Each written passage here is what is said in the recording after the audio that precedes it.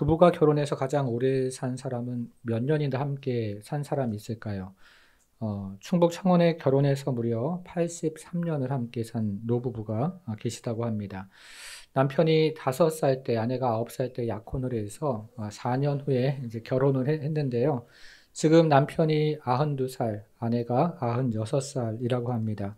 오남 3녀를 낳았는데요. 직계 자손만 무려 105명이라고 합니다. 5년 전 이야기니까요. 지금 더 있을 수도 있습니다. 이분들은 지금도 한약방을 하면서 서로 존댓말을 하면서 금슬좋게 이렇게 지낸다고 하는데요. 요즘 세상에 참 신비로운 분들이라는 생각이 듭니다. 제가 목회를 하다 보면 사실 이런 가정이 흔치가 않습니다. 우리가 지난 부흥회 때 배운 것 한 가지가 있는데요.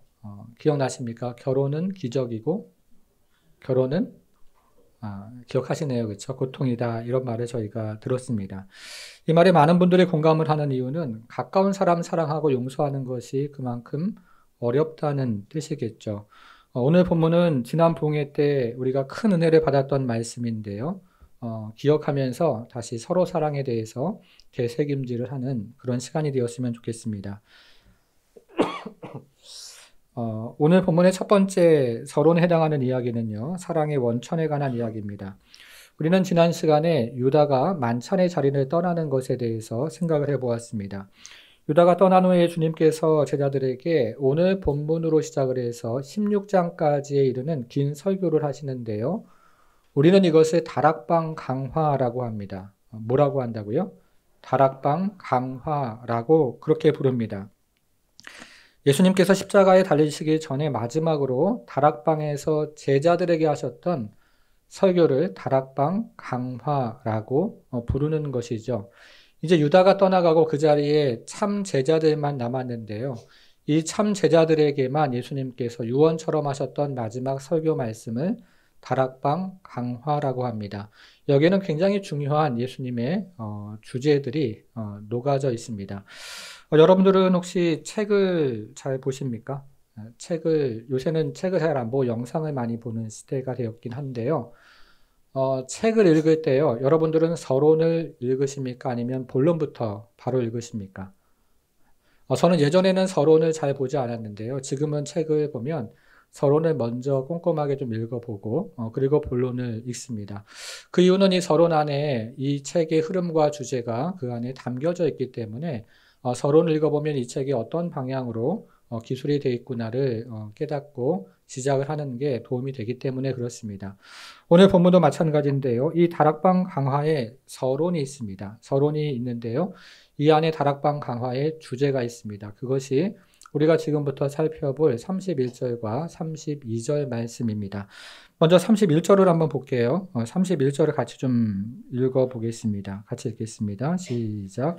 그가 나간 후에 예수께서 이르시되 지금 인자가 영광을 받았고 하나님도 인자로 말미암아 영광을 받으셨도다.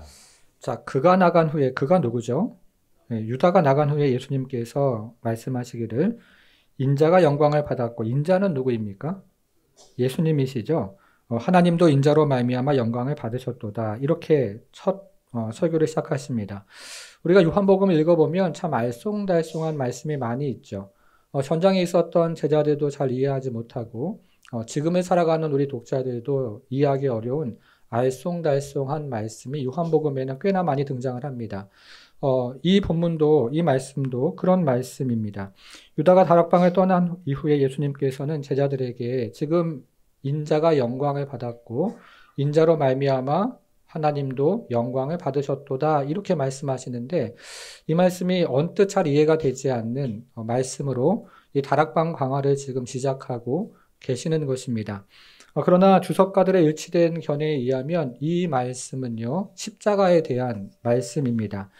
십자가에서 아들이 영광을 받으시고 하나님 아버지가 영광을 받으신다. 이 말씀을 예수님께서 서론으로 지금 시작을 하고 계신 것입니다. 여러분, 그런데 우리가 잘 이해가 되지 않는 것은요, 왜 십자가가 영광일까 하는 것이죠. 오병이어의 기적처럼 주님께서 기적을 일으키시고 많은 사람들로부터 높임을 받으시면 영광이라는 것이 얼른 이해가 되는데요. 이처럼 수치스럽고 고통스러운 십자가가 왜 영광일까 하는 생각을 하게 되는 것입니다. 왜 십자가가 영광일까요? 그것은 십자가에서 온 인류를 결박하고 유세를 부리던 죄와 사망의 권세가 꺾였기 때문에 십자가가 영광인 것입니다. 십자가에서 사탄의 세력이 힘을 잃었기 때문에 십자가를 영광이라고 하는 것이죠. 그리고 십자가에서 믿는 모든 사람에게 구원을 주시는 능력이 나타났기 때문에 우리는 그 십자가를 영광이라고 하는 것입니다. 그래서 인자가 십자가에서 영광을 받으셨도다. 이렇게 우리 주님께서는 그 시작을 하고 계십니다. 그런데 이 십자가에 대한 이야기를 하시면서 영광을 받으신 분이 또 한 분이 계십니다. 31절 조금만 더 읽어보겠습니다.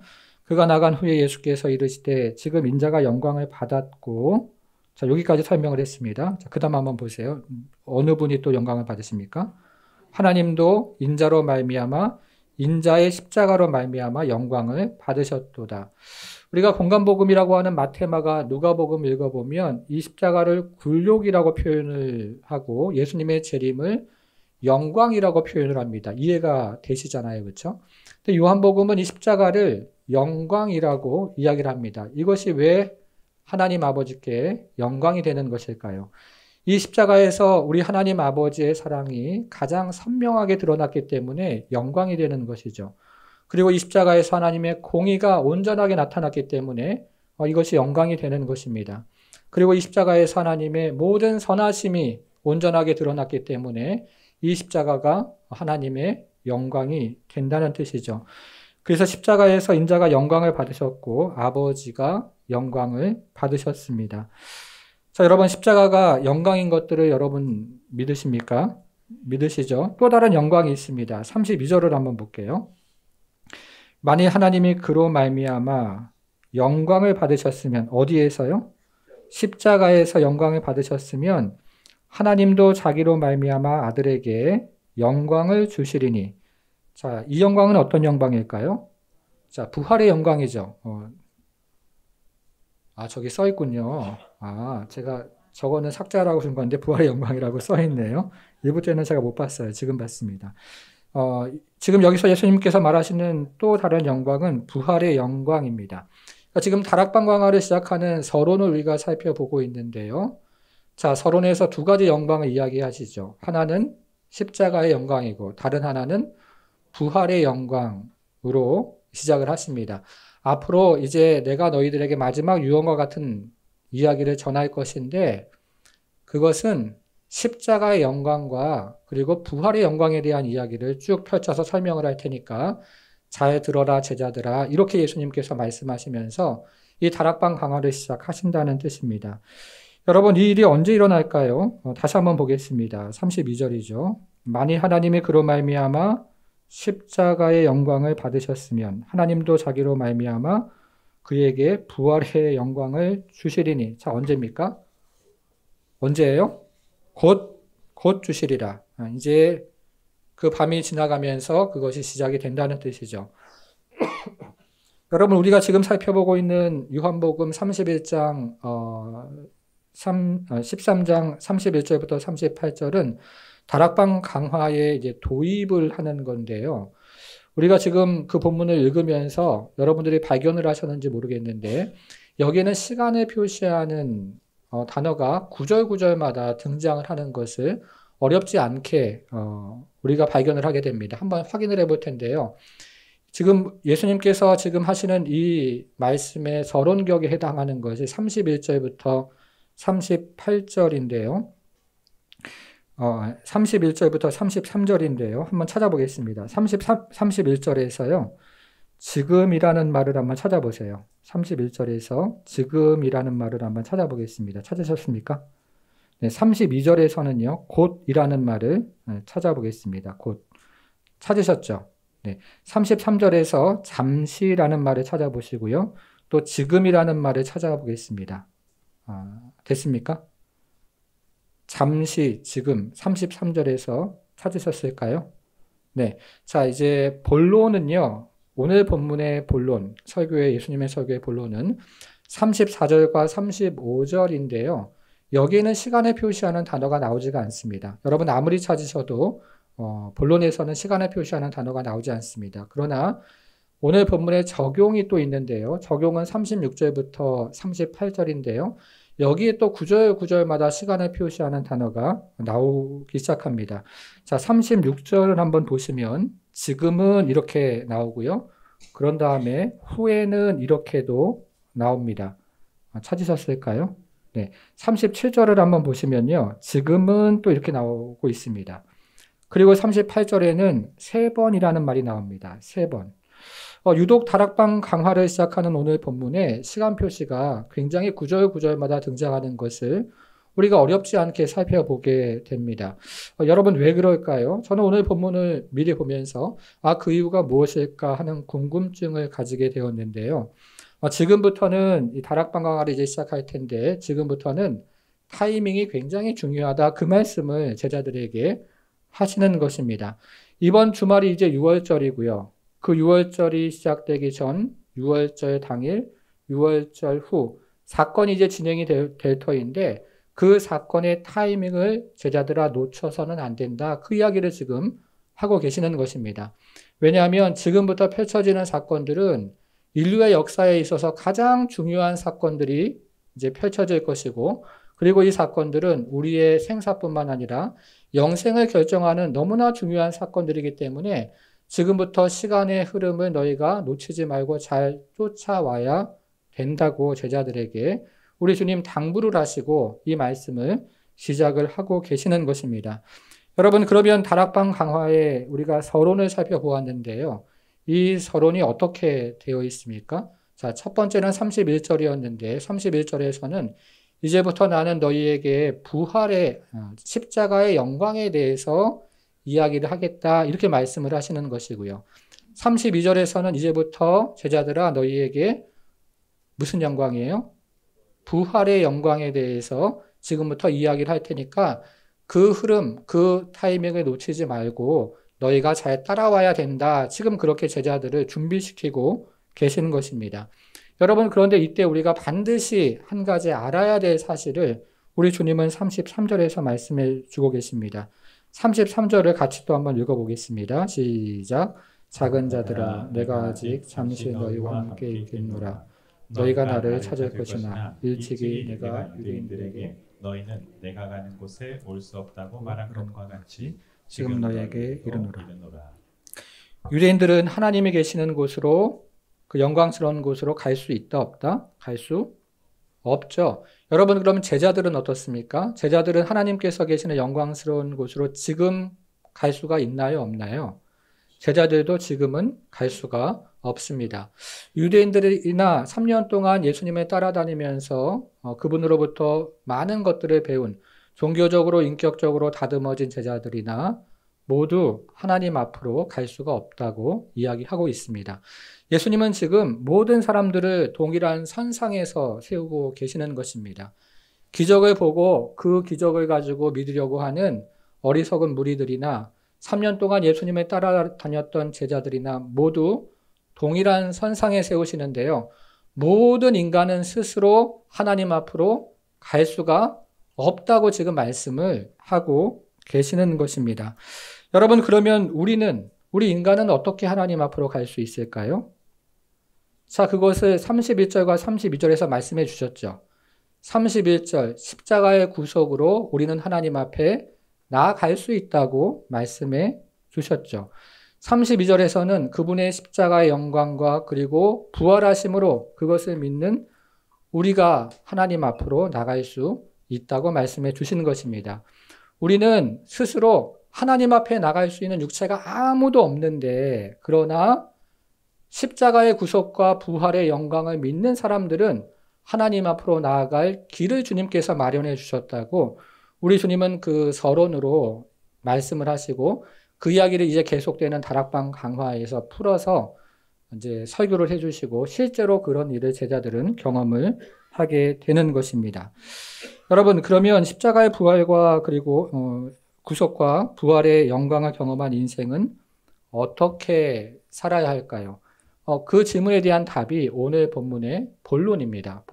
본론이 34절과 35절 우리가 부흥회 때 살펴보았던 말씀입니다. 그 말씀을 이제 조금 생각을 해보겠습니다. 서론에서 예수님은 제자들에게 자신이 떠날 것에 대해서 말씀을 하십니다. 그러면 이제 주님께서 떠나가고 눈에 보이지 않으실 텐데요. 눈에 보이지 않는 분과 성령 안에서 동행하는 방법이 무엇일까요? 굉장히 중요한 질문이죠. 우리 주님이 이제 잠시 후면 떠나가실 텐데 그분과 계속해서 이 땅에서 보이지 않는 분과 동행하는 방법을 제자들은 깨닫기를 원했을 것입니다. 이 질문에 대한 답을 우리 주님 34절, 35절에서 하고 계시는 것입니다. 같이 좀 읽어보겠습니다. 34절, 35절 시작. 새 계명을 너희에게 주노니 서로 사랑하라. 내가 너희를 사랑한 것 같이 너희도 서로 사랑하라. 너희가 서로 사랑하면 이로써 모든 사람이 너희가 내 제자인 줄 알리라. 이제 예수님은 십자가에 달리시기 전에 제자들에게 새 계명을 주십니다. 우리가 지난 부흥회 때 들었는데요. 그 새 계명과 옛 계명에 다른 것이 있는데, 자, 첫 번째 다른 것이 바로 사랑의, 기억하세요. 사랑의 대상이었죠. 기억하세요. 예. 자, 옛 계명의 사랑의 대상은 누구였습니까? 하나님이었잖아요. 1계명부터 4계명이 하나님을 사랑하라는 것이고, 두 번째 대상이 있었는데요. 두 번째 대상은 이웃을 사랑하는 것입니다. 6계명부터 10계명이 이웃 사랑에 대해서 이야기를 했던 것이죠. 그런데 새 계명에 와서 예수님은 이 사랑의 대상이 변경이 되는 듯한 말씀을 하시는데요. 이 새 계명의 대상은 공동체 안에 있는 형제 자매를 사랑하는 것으로 말씀을 하고 계십니다. 우리가 읽은 34절, 35절을 보면 서로라는 말이 3번이나 등장하면서 공동체 안에 있는 형제 자매들을 사랑해라 이렇게 강조를 하고 계시는 것을 우리는 어렵지 않게 깨닫게 됩니다. 사랑의 방향이 달라진 것이죠. 여러분, 여기서 질문을 한 가지를 좀 해보겠습니다. 여러분, 하나님 사랑하는 것이 더 어렵습니까? 공동체 안에 있는 형제 자매 사랑하는 것이 더 어렵습니까? 그러죠? 네. 그러면 여러분, 저 멀리 수혜당한 이웃이나 그리고 저 외국에 사는 그 우크라이나 지금 전쟁을 하고 있는데요. 전쟁 난민을 사랑하는 것이 더 어렵습니까? 아니면 공동체 안에 있는 형제 자매를 사랑하는 것이 더 어려울까요? 이번에도 공동체 안에 있는 형제 자매들을 더 사랑하는 것이 사실은 더 어려운 것을 우리는 어렵지 않게 깨닫습니다. 어떤 할머니와 할아버지가 40년 동안 같이 살았다고 합니다. 할머니는 늘 남편에 대해서 조가리를 하며 살았는데요. 그러나 자식들 때문에 참고 40년을 함께 살아왔습니다. 그러던 어느 날 노인정에서 야유회를 갔는데요. 야유회 프로그램 중에서 스피드 퀴즈가 있었습니다. 할아버지가 이렇게 문제를 보고서 질문하면 이제 할머니가 맞추는 건데 그 정답은 천생연분이었습니다. 들어보셨죠?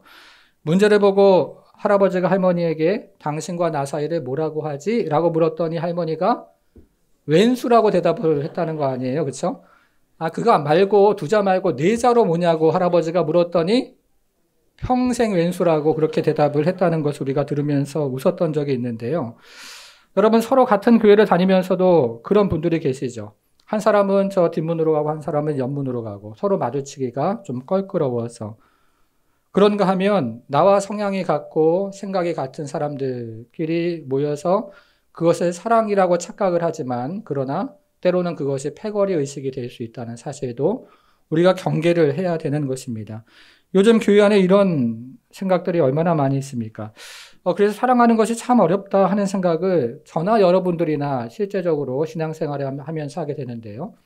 우리는 어떻게 사랑을 할 수 있을까요? 자, 34절을 다시 한번 보겠습니다. 새 계명을 너희에게 주노니 서로 사랑하라. 내가 너희를 사랑한 것 같이 너희도 서로 사랑하라. 이게 어렵죠. 내가 너희를 사랑한 것 같이 너희도 서로 사랑하라. 이 말씀이 참 어려운 말씀이라는 거죠.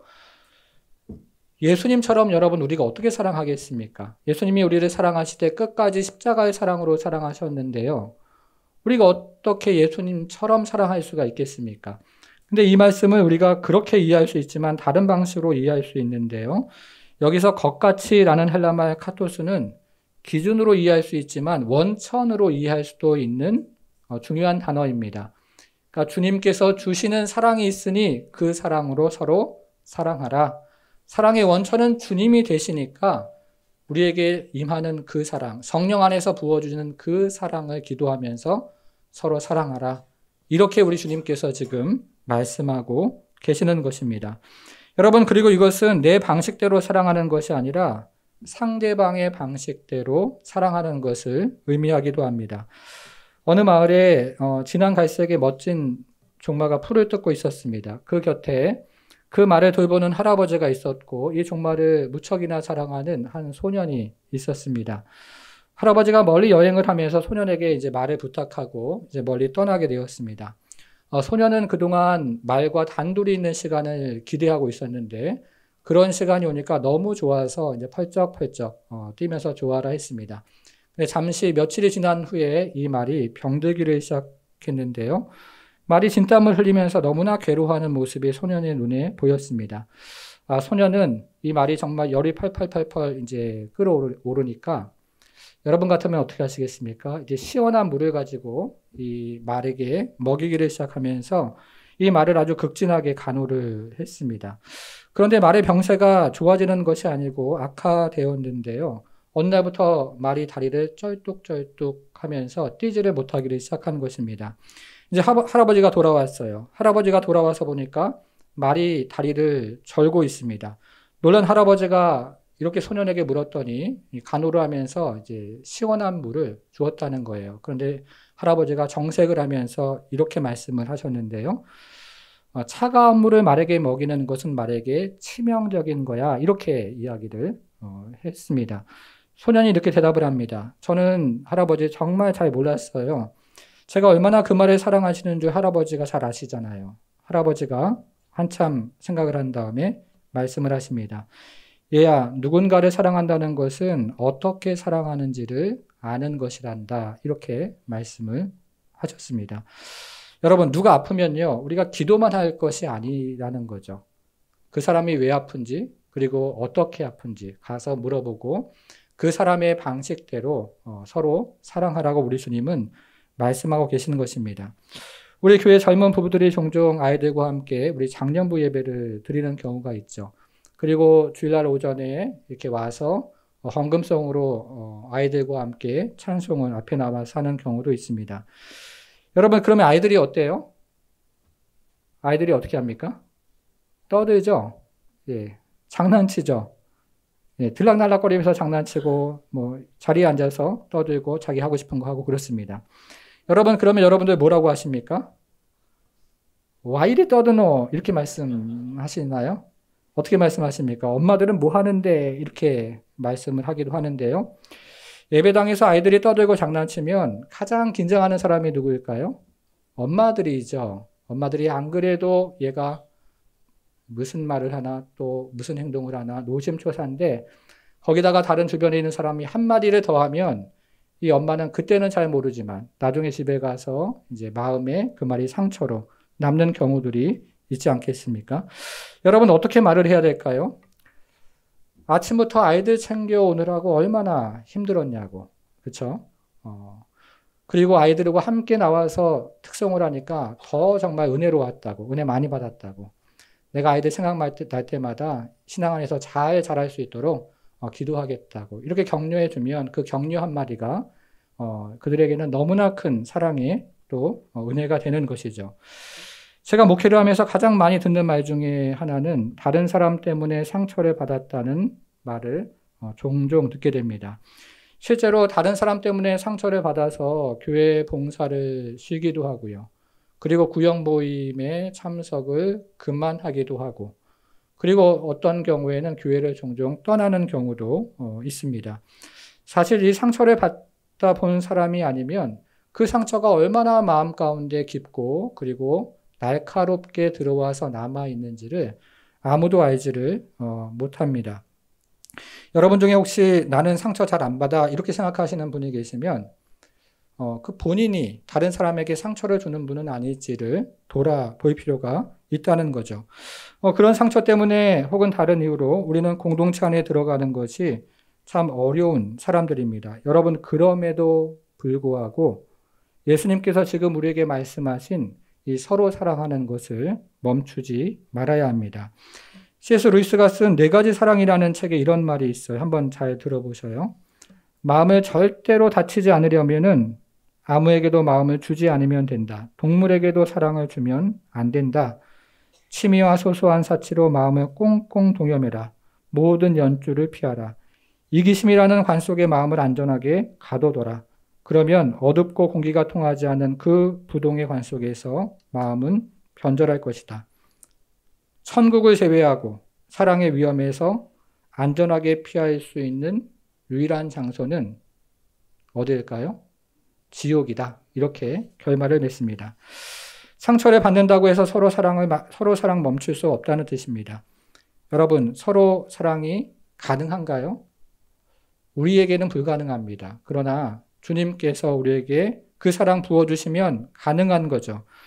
예수님께서 제자들에게 베풀지 않는 사랑을 너희가 일구어서 사랑해라 이렇게 말씀하시는 것이 아니고 너희 안에 이미 준 사랑, 너희 안에 작동하는 그 사랑으로 서로 사랑하라 이렇게 격려를 해주고 계시는 것입니다.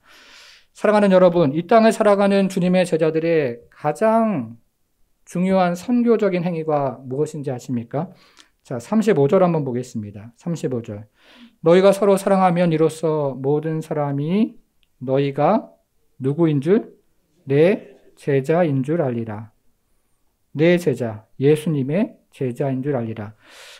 저는 지난 교회에서 청년부 사역을 8년을 하면서 마지막 3년을 팀장으로 사역을 했습니다.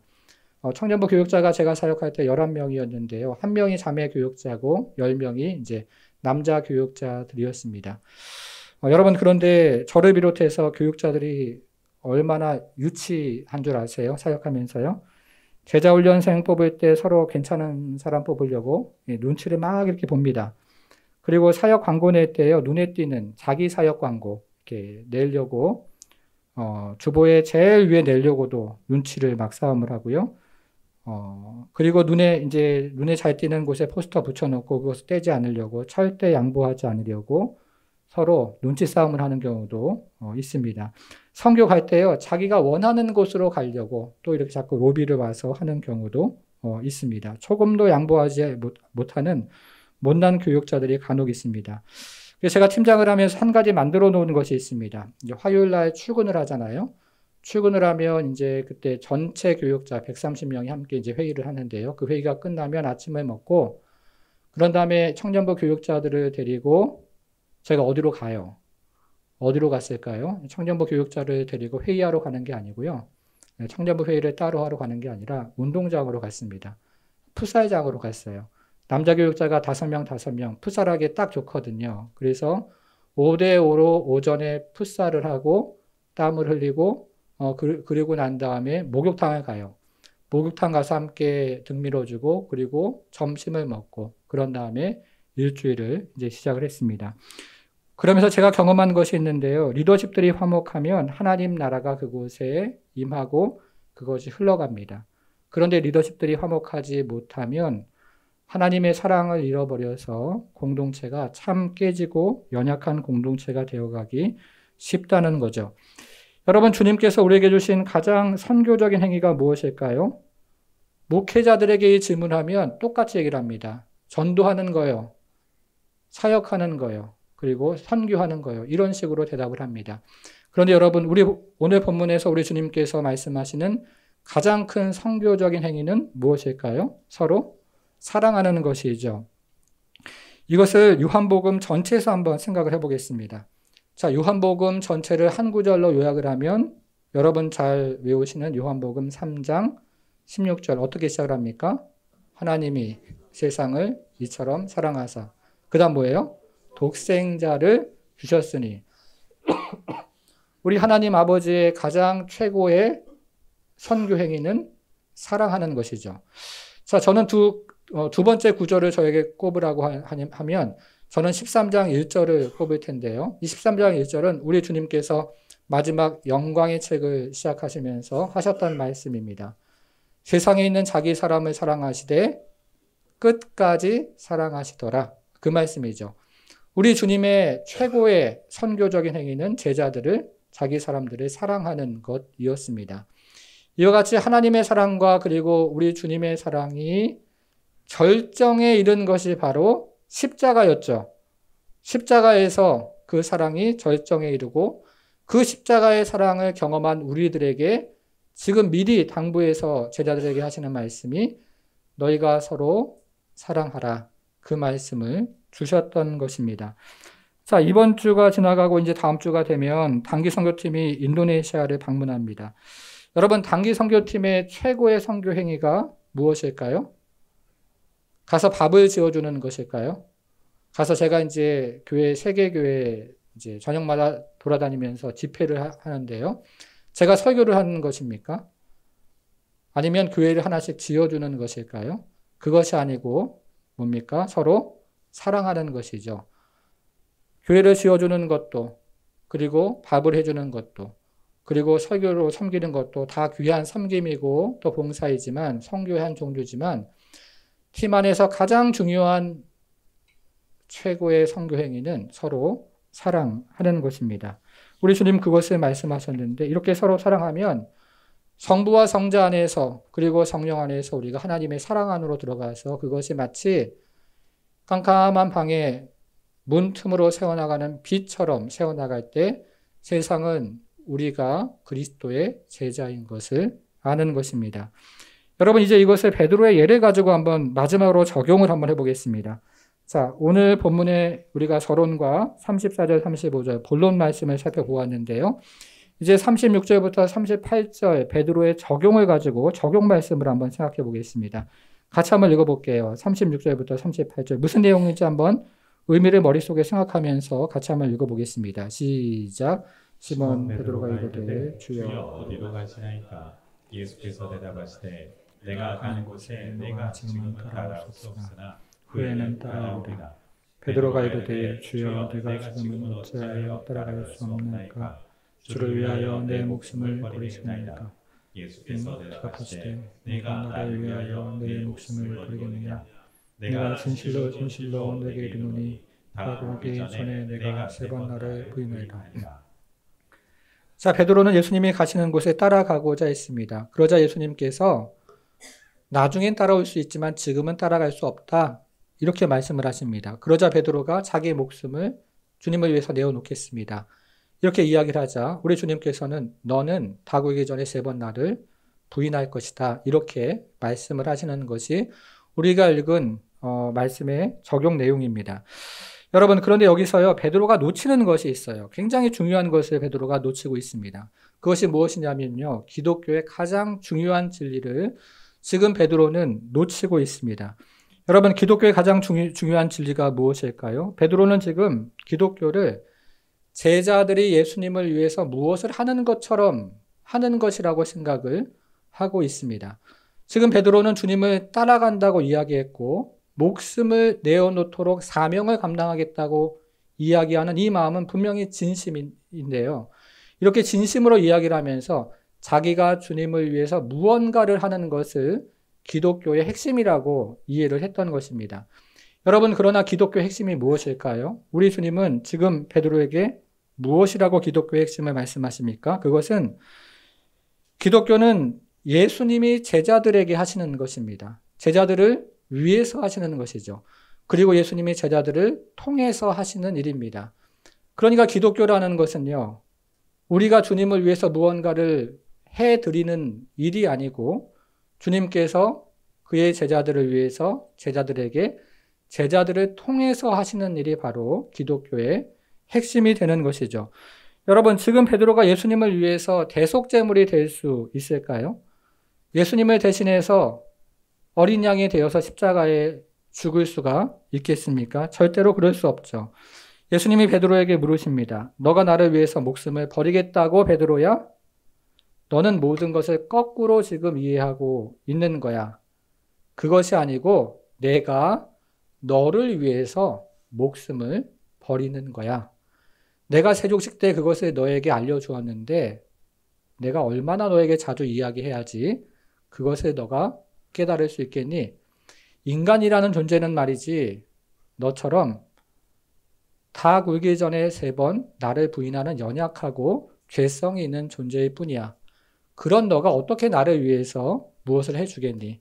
그것이 아니고 내가 너를 위해서 해주는 것이 바로 내가 지금부터 십자가에 달리는 그 순간까지 하는 일의 본질이 되는 거야, 베드로야. 이렇게 우리 주님은 설명을 해 주셨던 것입니다. 여러분, 우리가 지금 예수님과 베드로의 대화를 한번 읽어봤는데요. 여기서 베드로가 놓치는 것이 또 한 가지가 있어요. 정말 중요한 것 한 가지를 베드로는 또 놓치고 있습니다. 예수님께서 서론에서 말씀하시기를 너희는 내가 가는 곳으로 갈 수가 없다. 이렇게 말씀하셨죠. 기억나십니까? 네. 그랬더니 베드로가 그 말을 듣고 너무 충격을 받은 겁니다. 그래서 베드로는 그 말이 너무나 충격이 되어서 이제 주님께 이렇게 이야기를 하죠. 36절 시작을 한번 보세요. 36절 시작. 베드로가 이르되 주여 어디로 가시나이까 이렇게 시작을 하잖아요. 그 이야기를 계속 반복해서 하면서 주님께서 따라올 수 없다 말씀하시니까 목숨이라도 내놓고 따라가겠습니다. 이렇게 베드로가 이야기를 하고 있습니다. 그러니까 베드로에게 중요했던 것은 주님을 따라가는 것이고 자기가 주님을 위해서 해드리는 사명이었던 것입니다. 여러분, 그런데요. 우리 주님께서 본론으로 어떤 말씀을 하셨습니까? 본론으로, 서론 지나서 본론으로 서로 사랑하라. 이 말씀을 하셨는데 이 말씀은 베드로의 귀에 들리지가 않았어요. 이 말씀은 베드로의 안중에 없었던 것입니다. 그래서 적용 말씀을 우리가 살펴보고 있는데 이 적용 말씀에는 예수님께서 가장 중요하게 베드로에게 말씀하셨던 그 본론 말씀에 대한 반응은 베드로가 전혀 언급하지 않는 것을 우리는 깨닫게 됩니다. 저는 이 베드로의 마음이 너무나 이해가 됩니다. 여러분, 저와 여러분들의 귀에 들리는 게 뭡니까? 사명, 소명, 사역, 전도, 선교, 교회가 그런 거 해야지. 교회가 그래야지. 우리는 이렇게 생각을 합니다. 여러분, 그러나 서로 사랑하라는 말 너무나 부담스럽죠. 그래서 피하기도 하고 부차적으로 생각하기도 하고 전도하고 사역하고 선교하면서 그걸 슬쩍 빼먹기도 하고 그리고 그것을 피해가기도 하고 그리고 한쪽 귀로 듣고 한쪽 귀로 흘리고자 하는 것이 우리 마음 가운데 있다는 것입니다. 내가 교회에서 사역자로 일하고 장로로 일하고 권사로 일하고 집사로 일을 하면서 그것이 하나님께서 주신 나에게 중요한 직분이기 때문에 정작 주님께서 주셨던 서로 사랑하라는 계명은 쏙 빼놓고 얼마든지 껍데기처럼 신앙생활할 수 있는 것이 우리 자신, 저 자신이라는 것입니다. 여러분, 그것을 보여주는 것이 바로 오늘 본문의 베드로입니다. 베드로는 예수님을 위해서 어디든지 따라갈 진심이 있었지만, 각오가 되어 있었지만 정작 예수님께서 말씀하신 서로 사랑하라는 말을 놓치고 있는 거죠. 베드로는 정말로 자기 목숨을 내어놓을 만한 그런 결단이 있었지만 서로 사랑하라는 그 말씀이 그에게는 하찮았던 것입니다. 이것이 베드로가 우리에게 들려주는 교훈입니다. 여러분, 앞으로 이제 예수님 다락방 광화를 이제 시작하셨는데 제자들이 닥칠 미래에서 가장 중요한 것이 무엇일까요? 이제 잠시 후면 예수님이 다락방 강화를 마치시고 십자가에 돌아가십니다. 굉장히 큰 상처였겠죠. 그것을 보면서 제자들은 서로를 막 비난하다가 이제 서로 각자의 길을 뿔뿔이 흩어져 도망쳐 가기를 시작합니다. 저는 그 모습을 상상하면서 이런 생각을 해봅니다. 제자들이 베드로의 말꼬리를 잡아서 분명히 서로 옥신각신 비난을 했을 것이다 생각을 해봅니다. 너 그때 주님께 뭐라고 했어? 너 그때 목숨을 다 바쳐서 주님께 충성한다고 따라간다고 사명을 다한다고 얘기하지 않았어? 다른 사람들 다 도망가더라도 너는 주님을 따라간다고 그렇게 이야기하지 않았냐고 힐난을 했을 것입니다. 주님께서 십자가에 돌아가시는 것도 너무 큰 상처였는데 서로가 그렇게 비난의 말을 했던 것은 아마 베드로에게 다른 제자들에게 더 큰 상처로 남았을 것입니다. 실패한 공동체가 된 것이죠. 여러분, 이때 제자 공동체를 다시 일으키는 것, 그것이 있는데 그것이 무엇일까요? 오늘 본문에서 우리 주님께서 본론으로 하셨던 그 말씀, 서로 사랑하라는 것입니다. 실패한 인생을 다시 일으켜 세우는 것이 무엇일까요? 낙심한 인생을 다시 일으켜 세우는 것이 무엇입니까? 절망에서 엎어져 있는 그 인생을 다시 일으켜 세우는 것이 무엇이겠습니까? 서로 사랑하는 것입니다. 사랑하는 여러분, 저는 목회를 하면서 정말 이 말씀이 얼마나 귀하고 또 중요한 말씀인지를 제 자신이 깨닫게 됩니다. 우리 주변을 돌아보면 정말 뻥 뚫린 가슴을 가지고 살아가는 인생들이 너무나 많아요. 허무한 그 상황에서 너무나 공허한 마음을 끌어안고 인생을 살아가는 분들이 너무 많은 것이죠. 그런데요, 공동체가 따뜻하게 말 한마디 하는 것이 그런 인생을 일으켜 세우는 것을 보게 됩니다. 낙심한 인생, 절망한 인생, 실패한 인생에게 정말 중요한 것은 아주 커다란 것이 아니고 주님께서 널 사랑하시고 내가 너를 사랑한다는 그 따뜻한 말 한마디, 그것이 사람들을 일으켜 세우더라 하는 것입니다. 사랑하는 여러분, 여러분들은 이런 제자들처럼 어려운 상황이 되었을 때 모두가 뿔뿔이 흩어지고 주님께서 돌아가시는 그 어려운 상황이 되었을 때 서로 사랑할 준비가 되셨습니까? 아니면 서로 그런 상황에서 비난할 준비가 되어 있습니까? 우리는 다 넘어지는 존재들입니다. 우리가 넘어지지 않고 인생을 살아가는 사람은 아무도 없습니다. 그때 우리에게 필요한 것은 따뜻한 말 한마디, 사랑한다는 말, 그 말인 거죠. 우리가 해야 될 일은 넘어진 사람을 사랑하는 것입니다. 주님께서 우리에게 부어주신 그 사랑으로 다른 형제 자매들을 보듬어 안고 사랑하는 것입니다. 그런 은혜와 은총이 우리 모두에게 함께하기를 주님의 이름으로 축원합니다. 사랑하는 여러분, 우리는 참 사랑하기 어려운 본성을 가지고 이 땅을 살아갑니다. 사랑하는 것보다 비난하는 것이 더 쉽고 따뜻하게 말하는 것보다 지적하며 책망하며 말하는 것이 더 쉬운 본성을 가지고 살아가는 사람들이 저와 여러분들이죠.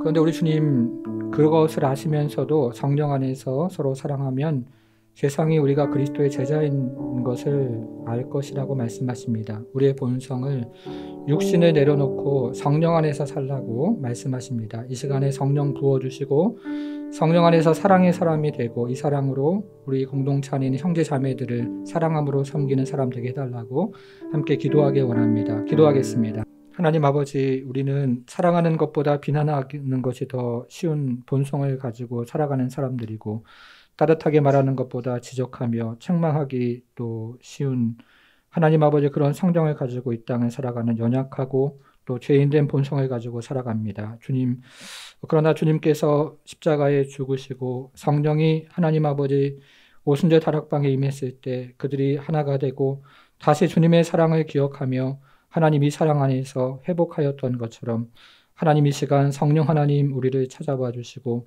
낙심돼 있고 하나님 아버지 참 공허하고 그리고 하나님 아버지 마음 가운데 참 하나님 아버지 기쁨을 잃어버린 우리 모든 제자들에게 다시 한번 주님의 사랑으로 하나님 아버지 회복과 은혜와 충만한 하나님 아버지 그 하나님의 그 본질을 우리에게 부어주셔서 우리가 다시 일어나서 하나님 서로 사랑함으로 세상이 우리가 하나님의 제자인 것들을 깨닫게 하는 그런 축복의 통로로 사용될 수 있도록 우리 하나님 함께해 주옵소서. 하나님 아버지 우리에게 많은 소명과 또 사명 허락해 주셨지만 우리에게 주시는 가장 큰 계명이 하나님 서로 사랑하는 것임을 다시 한번 우리에게 말씀해 주셨사오니 우리가 실패하고 하나님 아버지 연약한 그 본성이지만 그럼에도 불구하고 다시 일어서서 우리 주님의 말씀을 부여잡고 하나님 아버지 한 걸음 한 걸음 실천하며 주님을 영화롭게 하는 인생 살아갈 수 있도록 우리 하나님 축복해 주옵소서. 이제는 우리 주 예수 그리스도의 은혜와 하나님의 크신 사랑과 성령의 감화 감동 충만케 하심이 서로 사랑함으로 그리스도의 제자인 것을 드러내는 모든 성도들 머리 위에 이제부터 영원토록 함께 하실지어다. 아멘.